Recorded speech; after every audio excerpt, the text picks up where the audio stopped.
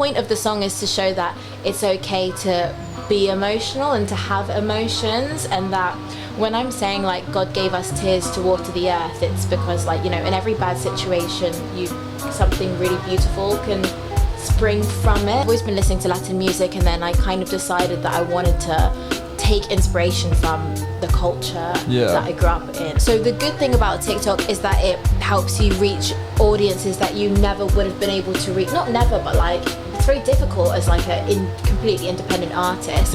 On the flip side, it puts a lot of pressure on artists to be like content creators. This is the stalker one. Oh, of course, yes. We talked about this earlier. This is the crazy one. The one that isn't about you at all. It's not about me stalking men, I promise. But right now, we've got another amazing artist in the building. We have Sophie Castillo. How are you? I'm good. How are you? Thank you for having me. No, my pleasure. Thank you for coming down. Of course. I know it's quite a sweaty tube ride on the way here, but I appreciate that you did it anyway. It was cool. I quite like long journeys and just like plugging in, listening to music, relaxing. So you were born, obviously, West London. Yeah, West London represent. Yeah, but obviously you're first generation Colombian. Yeah, and Cuban. And Cuban, South American. How have both of those influences like impacted your music, would you say? Well, you know, I grew up listening to a lot of Latin music, a lot of salsa, just like with my parents at home in the car. So, and you know, I think a lot of people wonder, like, how do you bring in your family's culture when you're so far away? Especially because we're not in, like, America, we're in England, which is so far from South America. But really, like, you know, your parents never forget their home. They never forget where they're from. So they're always, like, cooking the food. They're always playing the music, and that really, like, influences you as you grow up. So, you know, I've always been listening to Latin music, and then I kind of decided that I wanted to take inspiration from the culture that I grew up in and put it in my music. It's very natural. It was something like I always wanted to pay like homage to my culture anyway, and it felt like the right time, like you know, with my more recent releases, and like the more I practiced and the more I learned, I felt like it was a good time to start doing it. Yeah. Have you ever performed in South America, in Cuba or Colombia? No, I haven't actually, but I would love to.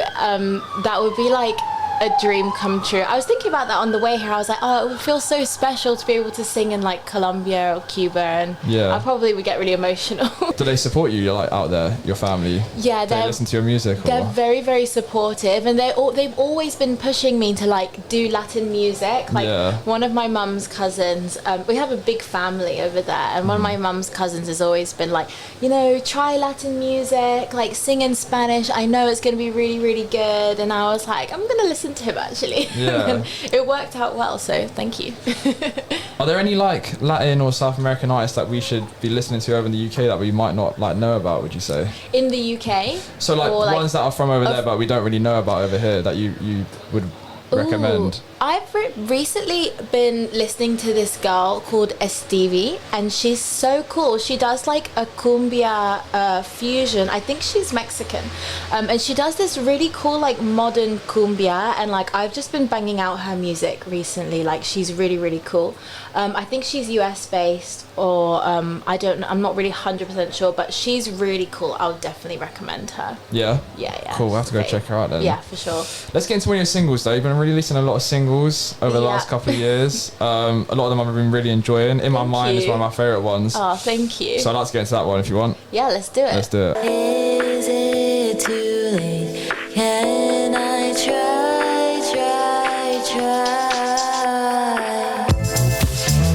Please don't change my mind. I just wanted to find something new in my mind, so I can try to change my life. So that was In My Mind by Sophie Castillo, who joins us in the studio right now. Absolute tune. Thank you. Really, really Thank you loving very much. it. You were saying off air that it was inspired by quite a popular pop song. Yes, Kylie Minogue, Can't Get You Out of My Head. Yes. Such an iconic song. Yes, one of my favourite tunes of all time. I love that song so much. Like I've loved it since I was a kid. Yeah. And my Uncle Eddie always used to play that song. My Uncle Lee. They used to play it all the time when I was growing up. And I love it. And I was like listening to it and I was like, this is such a banger, like, and I was just felt super inspired. So I was like, yeah. Fair enough. I mean, yeah, it's a very inspirational song. Yeah, very cool.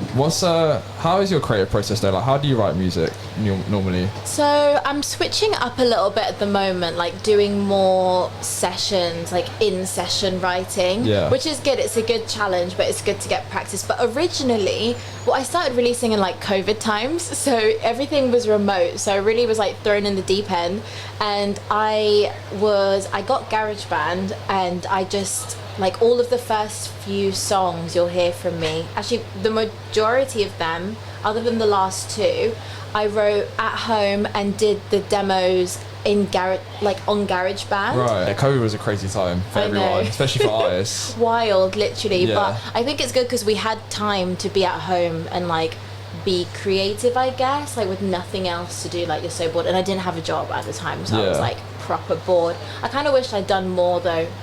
Yeah, I feel like it's funny you say that, because I feel like some artists have told me that it like really stunted their creativity because they weren't able to live life, they weren't able to have experiences, they weren't able to like draw inspiration from anything. So yeah, it's funny that you say that. I guess like it works both ways, because sometimes you can live too much life and you don't have enough time to make music, you know. Yeah, I find that like I get overwhelmed sometimes, like, you know, juggling work, so I work full time, and then, you know, music, and then sessions and stuff, and then also like having a bit of time to relax, and then you know, do normal life things.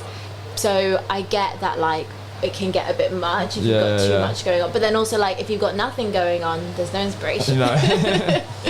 Or you gotta like create stories in your head. Use your imagination, that's it. Yeah, that's what I did for my last single. That was all like an invented story. Okay. That's cool though. Yeah, the last one, my recent one, Eres Mío, is basically this, because basically the lyrics, it's all in Spanish, but the lyrics are super, super dramatic. Like, but bachata is quite a like dramatic, lyrically dramatic genre, so it's super romantic. A good example is Obsesión, which is like a really famous bachata, and it's like about this guy, and he's almost like, in the video he's like stalking the girl, and he's like obsessed with her, and she's like, ooh, go away. So I was super inspired by that song. And then for Eres Mío, I was like, what if we did like the female version of that? So you've got the female who's kind of like crazy, and I was like imagining myself as like the woman who's crazy and she's obsessed with this man. It's kind of like a dark femme fatale, really dramatic film. So I just created this whole film in my head, thought about the video and everything, and created this character who was kind of like crazy and obsessive. That's what the song's about. That's quite cool. Yeah. Are you sure it was imaginary though, or? I'm definitely not stalking any men right now. Right at this second. Right now. Definitely not. What would you say like one of your favourite songs or lyrics that you ever wrote, and like one that you've like really hold dear to you, like, oh wow, I'm really happy that I wrote that song or lyric? Oh, you know what, I'm happy that I wrote my song Fine, because the lyrics there, like, I was feeling a bit sad at the time, and I wanted a song that could make me feel uplifted, but also like discuss the feelings that I was feeling, of like, you know, uncertainty and a little bit down, and I put in some positive affirmations right at the end in Spanish, which is basically telling you that everything's gonna be fine, you know. And then I said this lyric, which it's in Spanish, but I'll translate it. It's God gave us tears to water the earth. Wow. And I thought that was quite pretty, and like, I've been thinking of that line for a while, so I really wanted to put it in a song, and it just felt perfect, because like the point of the song is to show that it's okay to be emotional and to have emotions, and that when I'm saying like God gave us tears to water the earth, it's because, like, you know, in every bad situation, something really beautiful can spring from it. 100%. If you turn it into something beautiful, and even if it's a horrible experience, you can learn so much from bad moments and stuff. Yeah. So that's kind of what I wanted to say, like, let everyone know that everything's going to be okay and fine. Amazing. Should we get into that record actually, because I've got it here. Let's do it. Let's do it. This is Fine by Sophie Castillo. Stay tuned, guys. Can't begin to understand how he can be my man when he got me feeling sad, waving to my feelings deep inside my mind. Is it hard for you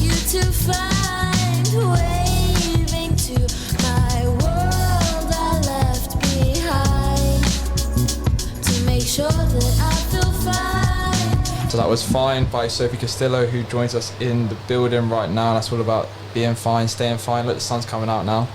Oh, perfect timing. Perfect timing. It's a sign. It is. So Sophie, you strike me as quite a fashionable person. Oh, thank you. You take a lot of pride in your appearance, and thank you. Your Instagram is popping off. But tell me, like, one fashion choice that you kind of like look back on and regret. Like, you think, oh, that was ooh. Oh my god, that's such a good question.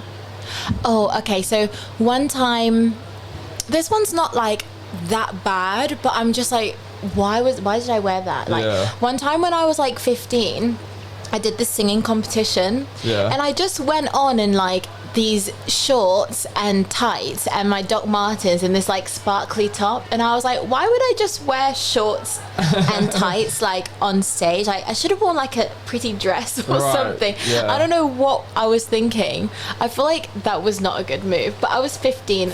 I can get away with it. I think it's always when you're 15, like 15 to 13, when you're like trying to figure yourself out. Literally. And then I was like, there was this boy who I had a crush on who was doing competition as well, and he was so edgy, and I think I just wanted to impress him with your Doc Martens. With my Doc Martens. I was like getting into my Doc Martens at the time. I think I just wanted to seem cool. I was like, oh, well, like you hang out in Camden all the time. I just look like a proper Camden girl. That's funny. Are there any celebrities or people in the, I guess, this wider sphere that you take fashion inspo from at the moment? You know what? I love Kali Uchis in general, but I love her style. I love her like Y2K style, like all the butterflies and like pink and blues, like baby pink, super cool. I think Rosalia has a really cool style as well, and I really liked her. Obviously, I love the whole Motomami thing. Oh my god, I'm wearing a biker jacket today. Nice. Actually, there we go. And and I loved a lot of her tour outfits. I thought they were really, really cool as well. I'm trying to think if there's anyone else off the top of my head. I'm not sure. You know, there's a lot of girls on TikTok who dress really, really cool. But like, I follow a lot of fashion accounts that, like for inspo. I have like a little fashion folder. Nice. So do you pick all your own fits then, or do you have like a stylist or someone that helps you? I just kind of pick everything myself at the moment. And I used to have a little fashion brand. Like during COVID, you know, the creativity was sparked, and I started learning how to sew and making clothes and stuff. Like, I always wanted to do it, and a couple of women in my family used to make clothes as well, so it was kind of there. I was like, let me try, like, what better time to try than a lockdown. And I wasn't working, so I tried and I loved it, and then my friends were like, oh, I want to buy, so I started just selling, and you know, selling as I improved and went on, and so sometimes I wear the clothes that I designed from with that brand. I kind of had to stop doing it for a while because it just got a bit much with like music and work and then making clothes and because I'm making it all myself, like from scratch, and like it's like a full-time job basically. Yeah, it was like full-time, so it was really hard.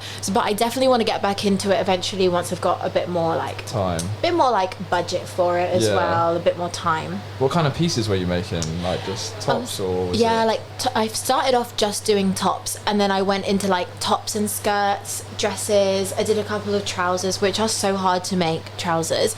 And then I was doing a lot of stuff with like exposed seams as like a decoration. So like a lot of like these black and white seams, and it kind of makes it super cool and funky. Nice. So might have to come to you someday to I can make you an outfit if you want. I'm down. Let me know. I never tried menswear, but you know, I had a few menswear requests, so maybe I should get into it. Definitely. I should try. I'm down. Let's do it. So Sophie, tell me, what is one of your biggest pet peeves? Do you have a pet peeve? Something that really gets under your skin? Oh my god. Oh my god, that's such a good question. You know what I don't like? I really don't like dirty bathrooms. Yeah, I mean, I think a lot of people don't. A lot of people don't, but like, I have this thing with like, sometimes I have this like recurring nightmare, and my mum gets the same nightmare. I think it's like genetic.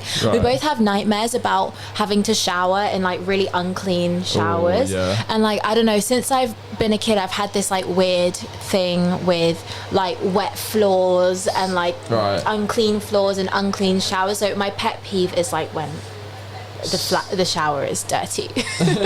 Let's get to another record though. Cool. Let's play Call Me By Your Name. Let's do it. Big record, big tune. Sophie's in the building. Stay tuned, guys. Pero lo quiero y yo te siento. Call me by your name, whisper it softly into the rain. Call me by your name, under the pain. Call me by your name, whisper it softly into the rain. So that was Call Me By Your Names by Sophie Castillo, who's joined us in the studio. How are you? I'm good, thank you. Enjoying myself. Yeah, I'm glad. Yeah, you're more than welcome to be here. You were saying Call Me By Your Name is obviously it's blowing up on TikTok. Yeah. How do you feel about TikTok and like social media and the way music's going? Because I feel like, as I was saying, like, oh yeah, this song's doing quite well on your Spotify. Yeah. And you're saying, oh yeah, because of TikTok. It's like, I think like that it's that correlation right now. It's a bit strange. It's so weird because obviously it's a tricky one because TikTok really is such a good opportunity. Like I can't imagine how I would have gotten, you know, all of those streams organically with like without a label, without distribution, without like industry contacts or, you know, clout or something like that prior, without TikTok. So the good thing about TikTok is that it helps you reach audiences that you never would have been able to reach. Not never, but like it's very difficult as like a completely independent artist. Yeah. On the flip side, it puts a lot of pressure on artists to be like content creators, which is something that, you know, eventually you would have a team doing that for you, like in the more traditional sense. Of course. So it is hard and like definitely took some getting used to, and like I've been using TikTok basically almost since it came out. So this whole process has been long, like I really put in the work to have this moment, but I don't know if it's luck or if it's like it was just the right day, the right algorithm. No, it's strange, isn't it? You never know what it is. It's strange, you don't know what it is, but like I've had such a really amazing response to this song that I'm really, really grateful for. And like the people who have started listening, like what's really beautiful about it is that from the videos that went viral on TikTok when I posted Call Me By Your Name, they've turned into actual listeners and like Spotify followers, which are like really hard to get, and like even Instagram followers, which are like hard to get these days as well. So I really appreciate the way that those people have like come through and like actually given love to the song like on streaming platforms as well. So no, it's a great song. What's the inspiration behind the song? Like who are you talking about? A special someone and the way that we got together. It's a very like sensual song. It's about being like drawn to somebody and like you just can't control it, and you just are so drawn to them. It's almost like they're calling your name and like you belong to them from that moment, and that's what the song is about. So lovely, hot stuff. Sophie, I want to thank you for coming on again. Thank you for having me. It's been an absolute pleasure. No, it's been great. It's been really fun to have you on. Laugh. It's been really lovely. Really love to get to know your music more as well and who you are as a person. I'm looking forward to seeing where you're going as well. So I'm sure you're going to do great things. Let's end on one of your newer records. Yes. I don't want to mispronounce this song, so can you pronounce? Say? Yes, please. It's called Eres Mío, which means you're mine. You're mine. Yeah. Lovely. This is the stalker one. Oh, of course, yes. We talked about this earlier. This is the crazy one. The one that isn't about you at all. It's not about me stalking men, I promise. I'm innocent, I swear. Of course. All right, stay tuned, guys.